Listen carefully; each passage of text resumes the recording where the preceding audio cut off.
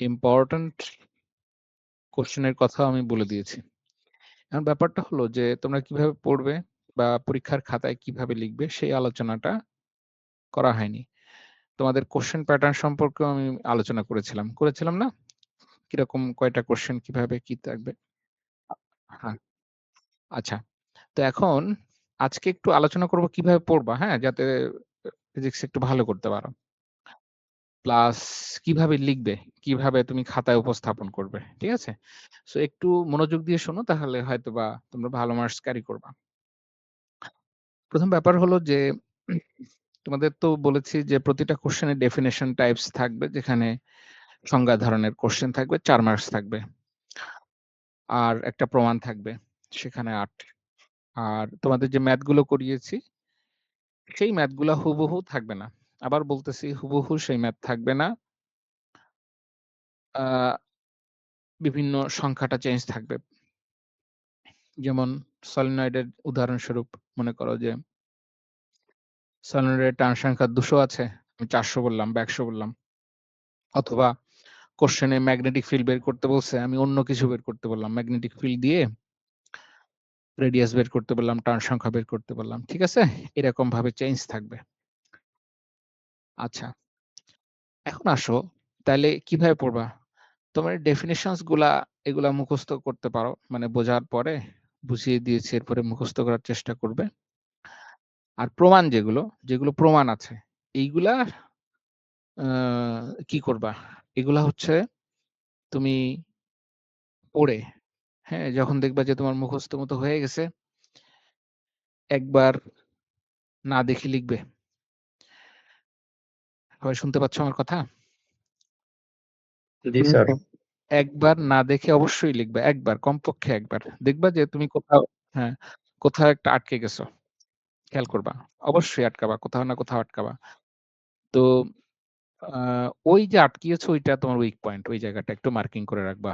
লাল কালি বা হাইলাইটার দিয়ে। হ্যাঁ? ওইটা তোমার উইক পয়েন্ট। মানে ওই জায়গাটা তুমি ভুলে যাচ্ছ। তাহলে ওই জায়গাটা একটু জোর দিয়ে পড়বা। সম্ভব হলে আরেকবার লিখবা। তো উম যদি এইভাবে করতে পারো, পরীক্ষার খাতায় দেখা যাবে যে তোমার কোনো ভুল হবে না। আর এইটা যদি না করো, আমি যেটা বললাম, যেগুলো প্রমাণ আছে, এই জিনিসটা যদি না করো ১০০ ভাগ নিশ্চয়তা আছে। একদম ১০০ ভাগ নিশ্চয়তা আছে। পরীক্ষার আ সময় দেখবা যে কোথাও এক জায়গায় এরকম আটকে গেছো। বুঝতে পারছো? প্রমাণ যেগুলো আছে, কোথাও না কোথাও একটা ইকুয়েশন আটকে গেছো। নিশ্চিত। ওই তখন কি করবা? যখন আটকে যাবা তখন তো মিলাইতে হবে। হ্যাঁ? তখন তোমাকে পরীক্ষার হলে বসে নিজস্ব তত্ত্ব আবিষ্কার করতে হবে। হ্যাঁ? তো তুমি এই যে নিজস্ব তত্ত্ব আবিষ্কার করে যদি একটা প্রমাণ মিলানোর চেষ্টা করো, সেটার জন্য তো নম্বর পাবা না। পাবা? আচ্ছা। তো আশা করি বুঝতে পারছো। তাহলে এই জিনিসটা অবশ্যই করবা যেটা বললাম, যেগুলো প্রমাণ আছে অবশ্যই কি করবা? কমপক্ষে একবার না দেখে লিখবে। হ্যাঁ? আচ্ছা। আরেকটা যেটা নম্বর কাটা যায়, সেগুলো বলে দেই। ফিগার। স্লাইডে যেগুলো দেখবা যে ফিগার আছে, অবশ্যই ফিগার দিবা। হুম? ফিগার। বিশেষ করে ডায়াগ্রাম যেগুলো, হ্যাঁ? অবশ্যই ছবি দিবে, ফিগার দিবে, ডায়াগ্রাম আঁকবে। অন্যথায় বড় একটা নম্বর কাটা যাবে। খুব বড় ধরনের একটা নম্বর কাটা যাবে। ঠিক আছে? এটা ভুলটা যেন না হয়। পেন্সিল দিয়ে আঁকা আমি সাজেস্ট করি। বিকজ তোমার ভুল হলে তুমি মুছে ঠিক করতে পারবা। হুম? আচ্ছা। এখন আসো, এটা গেল। আর তোমাদের কোয়েশ্চেন প্যাটার্ন তো বলেছি যে ৩ নাম্বার কোয়েশ্চেনে দেখবা অর আছে। তো ৩ থেকে যেকোনো একটা আনসার করবা। যেকোনো একটা। আর ১ এবং ২ অবশ্যই আনসার করতে হবে। ঠিক আছে? সেটা। আচ্ছা, এইবার আসো। আরেকটা খুব গুরুত্বপূর্ণ ব্যাপার। তোমাদের যেহেতু ৩ টা কোয়েশ্চেন, উত্তরটা পরীক্ষার খাতায় যখন উত্তর করবা মার্জিন টানবে। ঠিক আছে? উপরে ১ ইঞ্চি, বাম পাশে ১ ইঞ্চি। এটা মিনিমাম। এই মার্জিনটা টেনে নেবে। আর কিভাবে উত্তরটা লিখবে সেটা একটু আমি তোমাদের বলে দেই। যেমন তোমরা ১ নম্বর আনসার করতেছো। অনের ২ টো ভাগ আছে। A এবং B। মনে আছে তোমাদের? বলছিলাম যে? জি স্যার। আচ্ছা। তাহলে এখন হ্যাঁ, ১ নম্বর কোয়েশ্চেন আনসারের সময় কি করবা? আ লিখবা যে answer to the question number 1A নিয়ে, হ্যাঁ, এটা একটু ভিন্ন কালি দিয়ে লেখার চেষ্টা করবা। নীল কালি দিয়ে। ঠিক আছে? নীল রং। Answer to the question number 1A নিয়ে নিচে দোনটা আন্ডারলাইন করবা পুরাটাই নীল কালি দিয়ে। আর মূল যে উত্তর লেখাটা শুরু করবা সেটা হলো কালো কালি দিয়ে। ঠিক আছে? আর ডেফিনিশনস যেহেতু ৪ মার্ক আছে, ডেফিনিশনস ৪ মার্ক দেওয়ার অর্থ হচ্ছে এই যে কোয়ান্টিটেটিভ এবং কোয়ালিটেটিভ, হ্যাঁ? কোয়ালিটেটিভ এবং কোয়ান্টিটেটিভ ২ ধরনের সংজ্ঞা আছে তোমাদেরকে বলেছিলাম ক্লাসে। এই দুটো সংজ্ঞাই দেওয়ার চেষ্টা করবা। এইজন্যই ২, ২ ৪ মার্কস। হ্যাঁ? কোয়ালিটেটিভ সংজ্ঞা লিখেছো সেখানে ২ পাবা। কোয়ান্টিটেটিভ সংজ্ঞা লিখেছো সেখানে ২ পাবা। এই ২, ২ ৪। কোন একটা যদি বাদ দাও সেক্ষেত্রে ২ মার্কস কাটা যাবে। হ্যাঁ? আমার কথা শুনতে পাচ্ছ সবাই? জি স্যার। স্যার এই জিনিসটা বুঝি নাই। কি বললেন আচ্ছা। যারা ক্লাস করেছো রেগুলার আমি বলেছিলাম ফিজিক্সের সংজ্ঞাটা ২ ধরনের হয়। একটা হচ্ছে কোয়ালিটেটিভ আর একটা কোয়ান্টিটেটিভ। আমি আবার বলছি যারা বুঝতে পারোনি। যেমন মনে করো ইলেকট্রিক ফিল্ড তোমাদের পড়েছিলাম। যে ইলেকট্রিক ফিল্ডের আমরা সংজ্ঞায় কি বলেছিলাম? The space surrounding an electric charge. একটা ইলেকট্রিক চার্জের চারপাশে যে স্পেস জুড়ে তার প্রভাবটা বজায় থাকে সেটা ইলেকট্রিক ফিল্ড। এই সংজ্ঞাটা হলো কোয়ালিটেটিভ। হ্যাঁ? আর কোয়ান্টিটেটিভ সংখ্যা কি? তুমি মেজার করতেছো কিভাবে? হ্যাঁ? তুমি মেজার করতেছো কিভাবে? The force exerted on a test charge of +1 coulomb. অর্থাৎ 1 কুলম্ব চার্জের উপর যে ফোর্সটা এক্সার্ট হয়, যে ফোর্সটা প্রয়োগ হয় সেটা হচ্ছে আমার ইলেকট্রিক ফিল্ড। তাহলে ২ টা সংজ্ঞা পেলা না? তাহলে এই পরেরটা হলো কোয়ান্টিটেটিভ। হ্যাঁ? অর্থাৎ তুমি এটাকে কিভাবে মাপবা? এটা আমি ক্লাসে বলেছিলাম। যারা ক্লাস করেছো। তো এই ২ ধরনের সংজ্ঞাই দিতে হবে। তাহলে প্রত্যে মানে স্যার ম্যাথমেটিক্যাল সংজ্ঞাটার ওইটারই মানে না, ভাষায় না, না, যদি না, না। চার্জের জন্য দেখো লেখা আছে যে এটা একটা ফান্ডামেন্টাল প্রপার্টি। হ্যাঁ? এটা হচ্ছে অ্যাম ফান্ডামেন্টাল একটা প্রপার্টি। তো এটা হচ্ছে কোয়ালিটেটিভ। আর এরপরে কিভাবে এটা? যেমন চার্জটা আমরা কোয়ান্টাইজ করছি। ইলেকট্রনের যে চার্জ তাকে আমরা -1 বলছি, প্রোটনের চার্জকে +1 বলছি। এটা হলো কোয়ান্টিটেটিভ। তাহলে এই কথাগুলো আসতে হবে দুটোই। ওকে? সবই আছে দেখো। আ স্লাইডে সবই আছে। ১ম এর স্লাইডে দেখবা যে কোয়ালিটেটিভ সংখ্যা আছে। কোয়ালিটেটিভ ১ম সংজ্ঞাগুলা। অর্থাৎ জিনিসটা কি? আর পরে হচ্ছে সেটার মেজারমেন্ট গত সংজ্ঞা অর্থাৎ কিভাবে আমরা পরিমাপে নিয়ে আসবো। আশা করি সবাই বুঝতে পারছো। তো এই ২ ধরনের সংজ্ঞা ওই যে ২, ২ ৪ মার্কস এই কারণে। হ্যাঁ? আ স্লাইডটা ভালো করে ফলো করো। অসুবিধা নাই। আচ্ছা এবার আসো। তাহলে এই যে বলতেছি যে উত্তর কিভাবে লিখবে? Answer to the question number ১ number answer করতেছো মনে করো। Answer to the question number 1A নীল কালি দিয়ে লিখবে। ২ টো আন্ডারলাইন করবা নিচে। তারপরে তোমার উত্তর লেখা শুরু করবে। এটা নীল কালি দিয়ে লিখবা। আর মূল যে উত্তর তুমি লিখছো সেটা হলো কালো কালি দিয়ে। হ্যাঁ? কালো কালি দিয়ে উত্তরটা লিখবে। ঠিক তেমনি এবার যখন তুমি বি তে গিয়েছো, বি এই জিনিসটা আবার লিখবা। Answer to the question number 1B নীল কালি দিয়ে। আবার ২ টো আন্ডারলাইন করবা। সবাই কি আমার কথা ক্লিয়ার হয়েছে? জি স্যার। হ্যাঁ। তাহলে এই যে ২ টা ক্ষেত্রেই A এবং B ২ টার ক্ষেত্রেই এই কথাটা লিখতে হবে। Answer to the question number 1A লিখে ২ টো আন্ডারলাইন করবে নীল কালি দিয়ে। আবার পরে answer to the question number 1B hmm?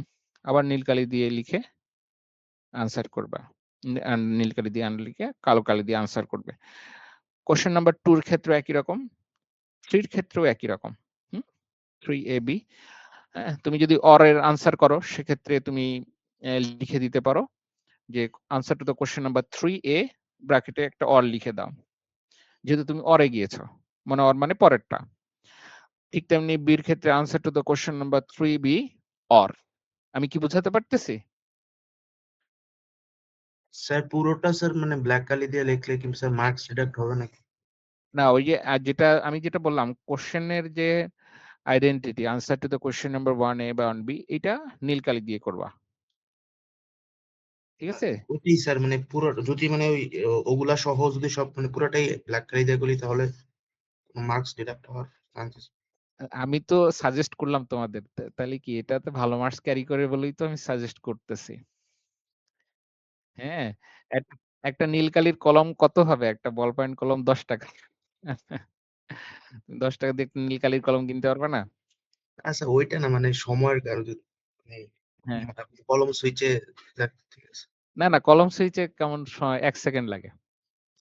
১ second লাগবে। হ্যাঁ, ১ সেকেন্ডের বেশি লাগে না। এটা কোনো সময় ব্যয় হয় না। আমি আজ পর্যন্ত শুনি নাই। তুমি টেস্ট করে দেখতে পারো। কলম সুইচে কোনো সময় ব্যয় হবে না। আচ্ছা, তাহলে এটা করবা। আর হচ্ছে যেটা বলছি প্রমাণগুলো অবশ্যই অ্যা একবার না দেখে লিখবা। একদম এটা যদি না করো নিশ্চিত থাকো যে ভুল হবে। হ্যাঁ? কোথাও না কোথাও স্যার তুমি একটা কথা বলবো স্যার? হ্যাঁ, বলো। তো প্রমাণগুলো তো স্যার আপনি স্যার মানে যেভাবে লিখতে বলছেন ওইভাবে করবো স্যার। এখন স্লাইড থেকে যদি একটু বলে দিতেন স্যার। স্লাইডে তো ছোট কিছু প্রমাণ আছে স্যার। আবার কিছু প্রমাণ আছে বড় চিত্র সহ স্যার। এখন কোনগুলা পড়বো স্যার? সবই পড়বো ঠিক আছে, বাট একটু যদি আইডেন্টি করে দিতেন স্যার না জাস্ট যে এডিট করে দিছি তো। ওই যে তোমাদের যে কোয়েশ্চেন টাইপ দিয়েছি দেখো। ওইগুলোই ফলো করো। তো কোশ্চেনে যেগুলো দেয়া আছে ওইগুলারই প্রমাণগুলো করবো আর সংজ্ঞাগুলো করবো স্যার।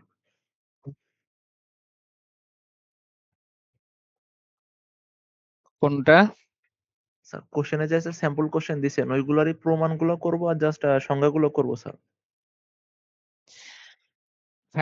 হ্যাঁ। ওগুলো তো সংজ্ঞাটা আসলে এর মধ্যেই পড়ে। যখন তোমার সলিনয়েড এর মধ্যে কথা বলতেছি, হ্যাঁ?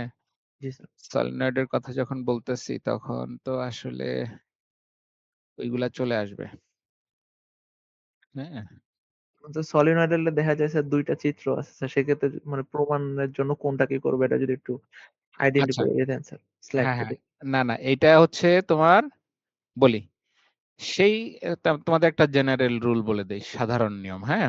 সেটা হলো দেখবা যে ফিগারটার বর্ণনা তোমার ডেসক্রিপশন এর মধ্যে আছে। ফিগারে আমরা অনেক সময় আইডেন্টিফাই করি না? A, B, C, D এরকম আইডেন্টিফাই করি না?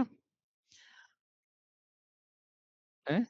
আচ্ছা, জি স্যার। এই বর্ণনাটা অর্থাৎ ফিগারের বর্ণনা তুমি যদি দেখো ডেসক্রিপশন এর মধ্যে ফিগারের বর্ণনাটা এসছে, তাহলে সেই ফিগারটা দেয়া বাধ্যতামূলক। আমি কি বুঝাতে পারছি?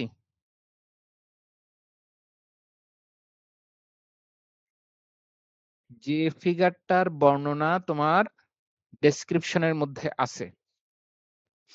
যেমন মনে করো ওই যে তোমাদেরকে সলিনয়েড পড়িয়েছিলাম বা টোরয়েড পড়িয়েছিলাম। তো সেখানে ফিগারের বর্ণনাটা ডেসক্রিপশন এর মধ্যে আছে না? জি স্যার, আছে। তাহলে এই ফিগারটা দেয়া একদম বাধ্যতামূলক। তুমি কোনো অবস্থাতেই এই ফিগারটা স্কিপ করতে পারবা না। কোনোভাবেই না। আবার দেখবা কিছু ফিগার আছে যেগুলার কোনো বর্ণনা ডেসক্রিপশন এ দেয়া নাই। বোঝানোর জন্য আমি দিয়েছি। হ্যাঁ? তুমি যাতে সহজে এটা বুঝতে পারো সেজন্য এডিশনাল ছবি দিয়েছি। সেগুলা না দিলে সমস্যা নেই। স্যার কাইন্ডলি যদি একটু স্যার স্লাইডটা দেখে একটু বলতেন স্যার। অনেকগুলো তো চিত্র আছে স্যার স্লাইডে স্যার। হ্যাঁ। স্লাইডে তো স্যার অনেকগুলা চিত্র আছে স্যার আর সবই ইংলিশে লেখা। আসলে বুঝতে অসুবিধা হইতেছে যে কোনটা আসলে বর্ণনা দেয়া আবার কোনটা প্রমাণের জন্য লেখা স্যার। এটা বর্ণনা পড়লেই তো তোমরা বুঝতে পারবা আশ্চর্য। তুমি বর্ণনাটা পড়তেছো না, বর্ণনাটা পড়ে দেখতেছো না যে এই ফিগারটার বর্ণনাটা এই ডেসক্রিপশন এ আছে। তুমি এইটুকু বুঝতে পারবা না? জি স্যার, পারবো। এই যে সহজ জিনিসটা যদি না বুঝতে পারো তাহলে তোমরা বিশ্ববিদ্যালয়ে পড়লে কেমনে হবে বলো?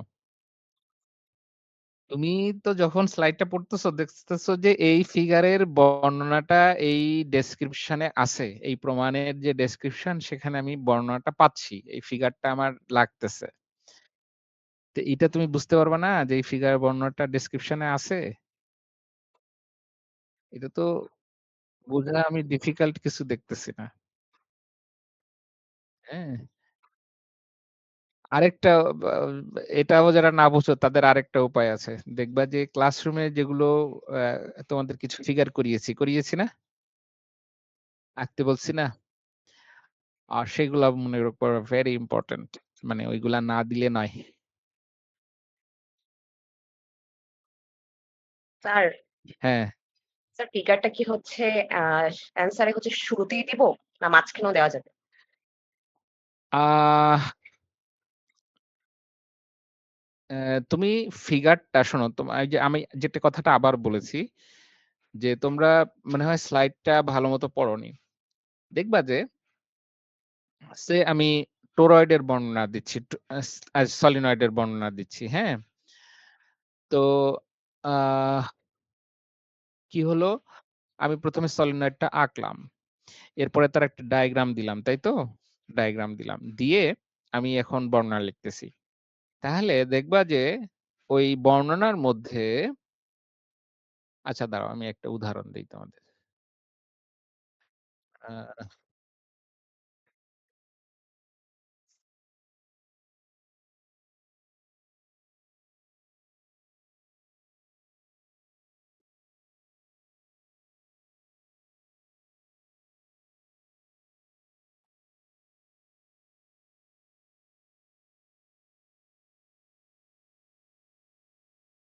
আচ্ছা শোনো, তোমাদের কাছে আছে না? স্লাইড গুলো আছে না? জি স্যার। জি স্যার, আমার আচ্ছা। কাছে আছে স্যার। হ্যাঁ, সবাই স্লাইডটা ওপেন করো। স্লাইডটা ওপেন করো, আমি বুঝিয়ে দেই। ২ নাম্বার ইলেকট্রিসিটি 2 বের করো। বের করছো? জি স্যার। আমি বুঝাই দেই দেখো। এখন ইলেকট্রিসিটি 2 বের করে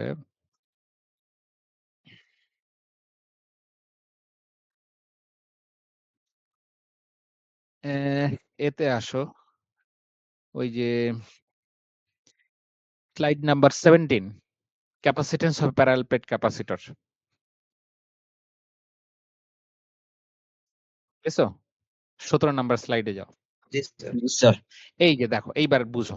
দেখো ১ম এই কি লেখা আছে দেখো হ্যাঁ, আমার কথাটা শোনো আগে। এর মধ্যে কথা বলো না, তারপরে কথা বলো। Figure shows a parallel plate capacitor formed by two parallel conducting plates of area A separated by a distance D. তাহলে দেখো প্রথমেই বলে দিয়েছে ফিগার শোস, অর্থাৎ ফিগারের মধ্যে আছে কি কি আছে?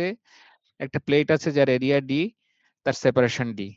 এই সেন্টেন্সটা পেয়েছো? স্যার। জি স্যার। আচ্ছা তাহলে কি হলো দেখো, এই ফিগারের বর্ণনাটা আমার ডেসক্রিপশনে আসছে, আসছে না?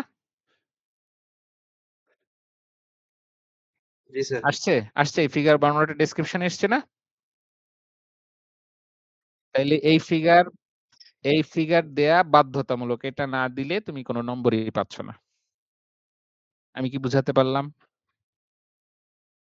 জি স্যার। হ্যাঁ? এ এর চেয়ে সহজ করে আমার আর জানি না কিভাবে বুঝাবো তোমাদের।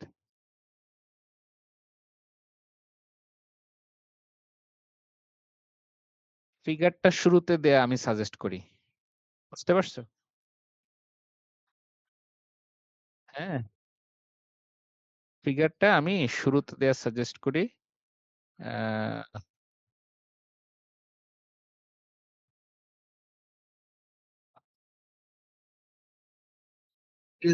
এদিকে যেমন স্যার মানে সংজ্ঞার পরে দেওয়া আছে ওইভাবে দিলে মানে ভালো হয় না? সংজ্ঞার পরেও দিতে পারো। কিন্তু ডেসক্রিপশনের আগে দিতে হবে। সেটা বলতে চাচ্ছি আরকি। হ্যাঁ? ঠিক আছে?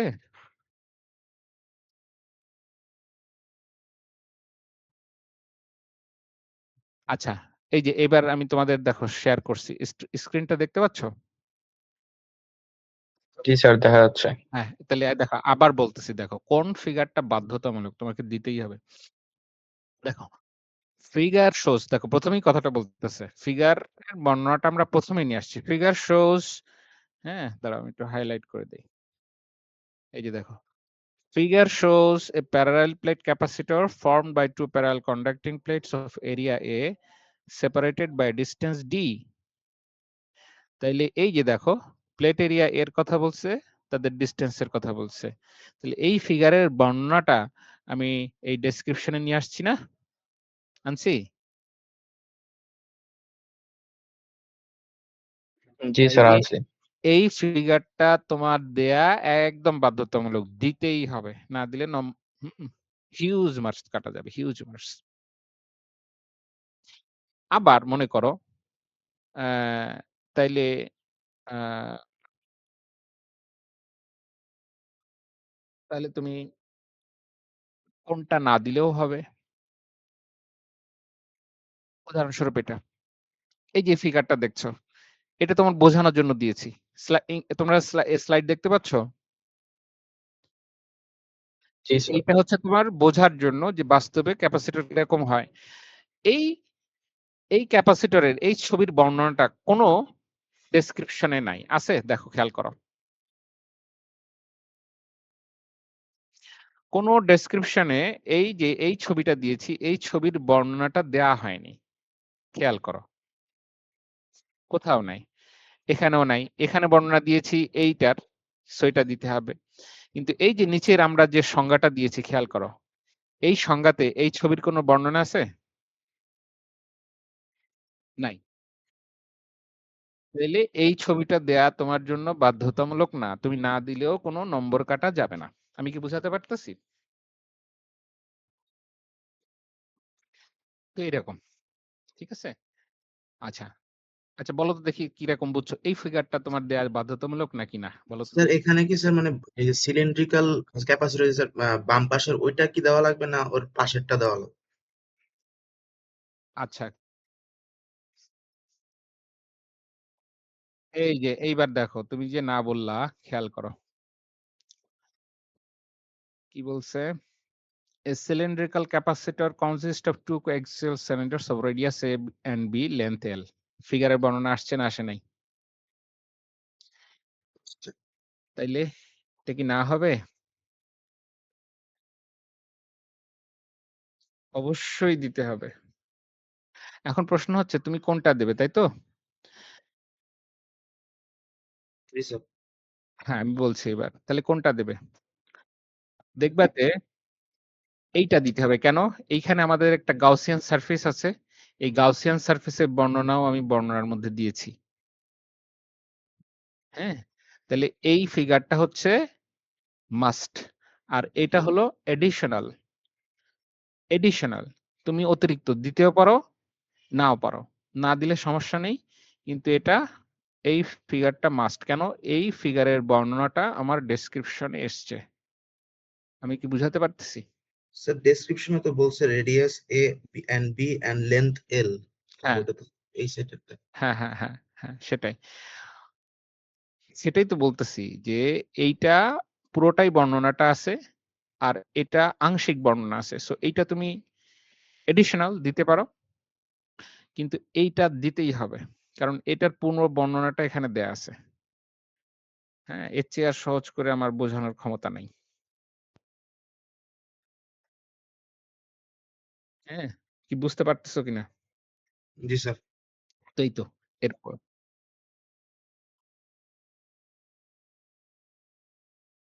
অবশ্যই, অবশ্যই, অবশ্যই, অবশ্যই দিতে হবে। এখানে শোনো তোমরা স্লাইড ফলো করবা সোজা কথা। এখানে স্লাইড আছে মানে ওইটাই স্ট্যান্ডার্ড। এবার আসো এই ফিগারটা খেয়াল করো। এটা একটা সিলিন্ড্রিক্যাল ক্যাপাসিটর। কিন্তু এই যে এখন যেটা দেখছো এইটার কোনো বর্ণনা আমরা এই প্রমাণে ব্যবহার করি নাই। করছি? এইটার কোনো বর্ণনা কিন্তু দেই নাই। এটা কি? একটা বাস্তবে দেখতে কেমন? সিলিন্ড্রিক্যাল ক্যাপাসিটরটা বাস্তবে দেখতে কেমন? সেটা দেখানো হইছে। তাহলে এই ছবিটা দেওয়া বাধ্যতামূলক না। এখানে না দিলেও তোমার কোনো নম্বর কাটা যাবে না এই ছবিটা। ক্লিয়ার হচ্ছে?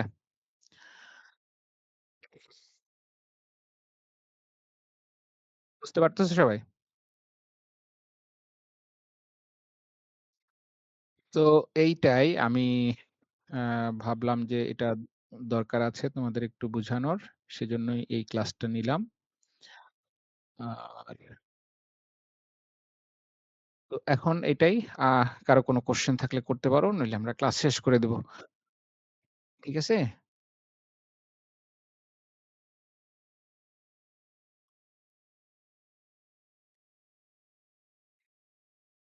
কারো কোনো সমস্যা, পরীক্ষা নিয়ে কোনো কথা আছে? জিজ্ঞাসা আছে?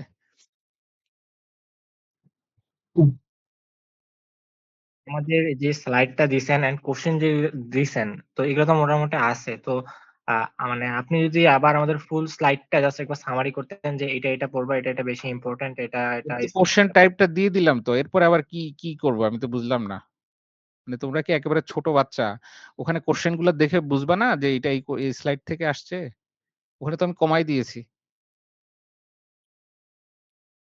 তাহলে স্যার আমরা জাস্ট ওই ১০ টা প্রশ্ন পড়লেই এনাফ। হ্যাঁ, সেটাই তো, সেটাই তো। আচ্ছা স্যার। আর শোনো সংজ্ঞাগুলা ওখানে কম আছে। সংজ্ঞাগুলা তোমার চেষ্টা করবা যে এম সংজ্ঞাগুলা ওর বাইরেও কিছু ২-১ টা থাকতে পারে। সংজ্ঞাগুলা। ওখানে মূলত আমি যেগুলো তোমার হচ্ছে ডেরিভেশন গুলা, হ্যাঁ? প্রমাণ। ওই বলছি না ডেরিভেশন থাকবে। সেই ডেরিভেশনস গুলা দিয়েছি। হ্যাঁ? কিন্তু সংজ্ঞাগুলা মোটামুটি আরেকটু স্লাইড থেকে আরেকটু পড়তে হবে।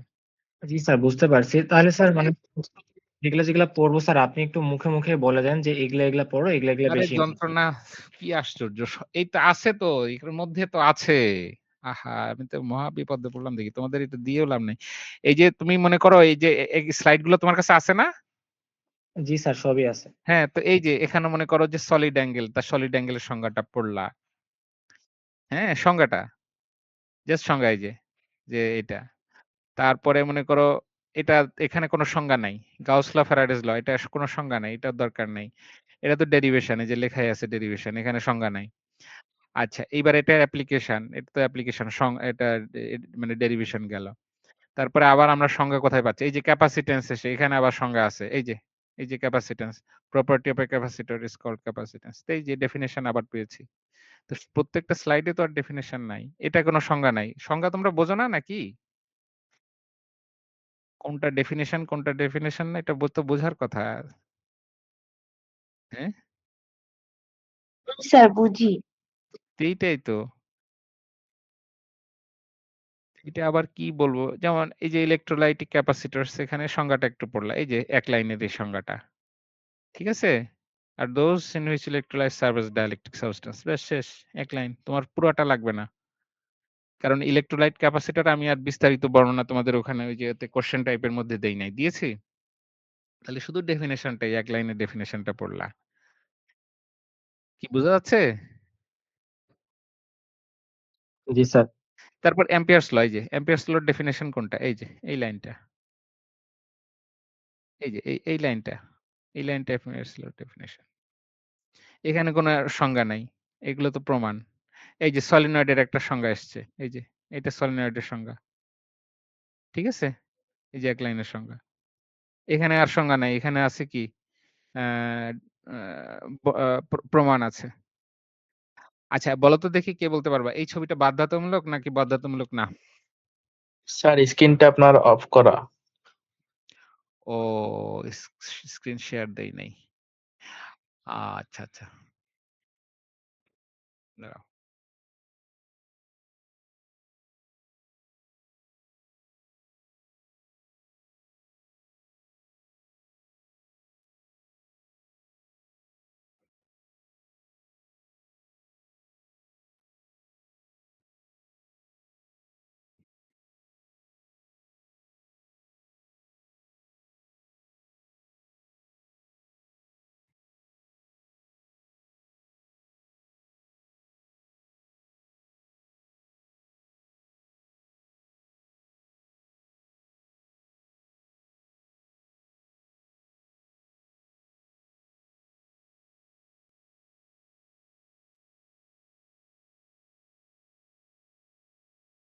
এবার দেখতে পাচ্ছ? জি স্যার। আচ্ছা দেখি কি এবার কি বুঝছো? এই ফিগারটা দিতে হবে নাকি হবে না বলো? জি স্যার, দেওয়া লাগবে। দিতে হবেই। অবশ্যই দিতে হবে, হ্যাঁ? অবশ্যই দিতে হবে। এই ফিগারটা? লাগবে না। না স্যার। এই তো বুঝতে পারছো তাইলে? তাইলে তো আর শেষ। হ্যাঁ, এই তো শেষ। এই যে টোরয়েড দেখো, এই যে টোরয়েড কি বলছে দেখো সংজ্ঞাটা কোনটা? ১ম লাইনটাই সংজ্ঞা। শেষ। একটা লাইনের সংজ্ঞা। সংজ্ঞা তো বেশি না। সংজ্ঞা ১ লাইন ২ লাইন। হ্যাঁ? ঠিক আছে?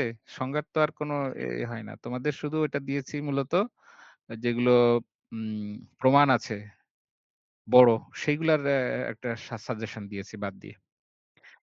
ঠিক আছে? বুঝতে পারছো? আচ্ছা এখন দেখো এই টোরয়েডের এই ছবি দুটা কি বাধ্যতামূলক নাকি বাধ্যতামূলক না বলো? না স্যার। লাগবে না স্যার দিতে স্যার। লাগবে না। গুড। এইটা? এটা লাগবে। লাগবে। এটা লাগবে। এই তো বুঝে গেছো। ব্যাস। এটা লাগবে। গুড। এই তো বুঝে গেছো। Very good clear. তাইলেই তো আর সমস্যা আর আশা করি নাই। আ ওকে। তো এখন তাহলে আমরা ইয়ে করব। আ তোমাদের পরীক্ষা নিয়ে আর কোনো যদি জিজ্ঞাসা থাকে সেটা করতে পারো। অন্যথায় আমরা ক্লাস শেষ করব।